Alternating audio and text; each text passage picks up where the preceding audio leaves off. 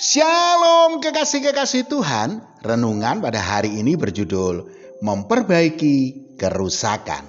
Sebelum kita mendengarkan renungan pada saat ini, marilah kita sama-sama mengawalinya dengan berdoa.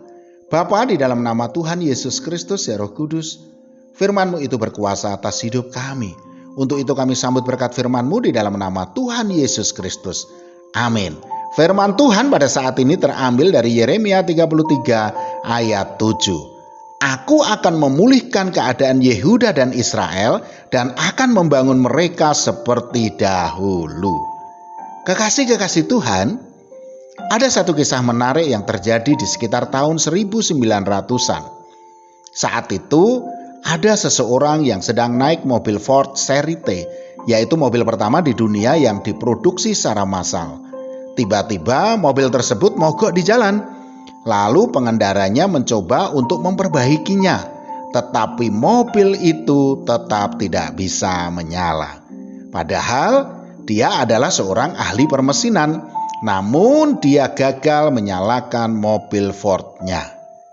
Saat itu lewatlah mobil yang sama, yaitu mobil Ford seri T juga, yang berhenti dan bertanya, "Ada apa dengan mobil Ford Anda?"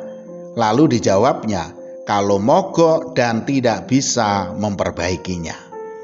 Lalu Pak Tua pengendara itu turun memeriksa mobil itu dan tak seberapa lama mobil itu bisa hidup dan menyala kembali. Lalu si pemilik mobil Ford T itu heran, bagaimana bisa dengan mudahnya Bapak itu memperbaiki mobilnya, padahal dia yang ahli atau memiliki keahlian dalam bidang permesinan saja tidak bisa membuat mobil itu bisa hidup. Kemudian ia bertanya, siapakah Bapak ini? Bapak tua itu menjawabnya bahwa dia adalah Henry Ford, si pembuat mobil Ford seri T itu.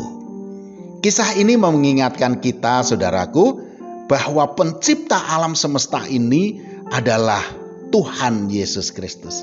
Kalau Tuhan adalah sang pencipta langit dan bumi serta isinya, adakah yang tidak bisa dia perbaiki dari semua ciptaannya bila mengalami dalam tanda kutip kerusakan? Tuhan menciptakan segala yang dijadikannya itu sungguh amat baik.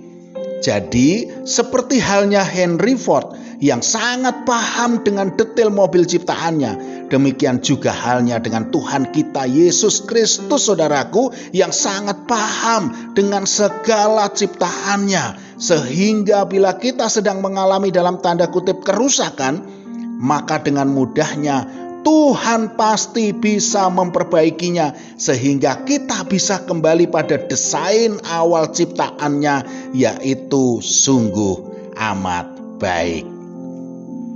Mengapa kita selama ini belum mengalami pemulihan? Sebab seringkali kita itu tidak datang pada dalam tanda kutip ahlinya, yaitu Tuhan Yesus itu sendiri, tetapi kepada ahli-ahli yang lain.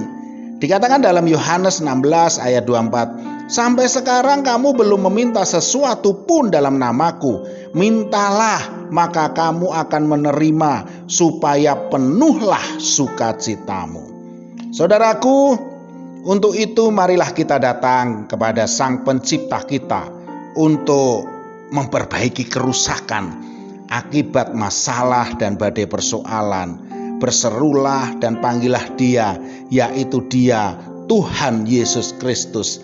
Maka dengan kasih-Nya Dia akan dalam tanda kutip memperbaiki dan memulihkan keadaan kita seperti janjinya pada umatnya Israel dan Yehuda, sehingga kita akan mengalami kelegaan dan kembali pada keadaan yang sungguh amat baik. Matius 11 ayat 28 mengatakan, marilah kepadaku semua yang letih lesu dan berbeban berat, aku akan memberi kelegaan kepadamu.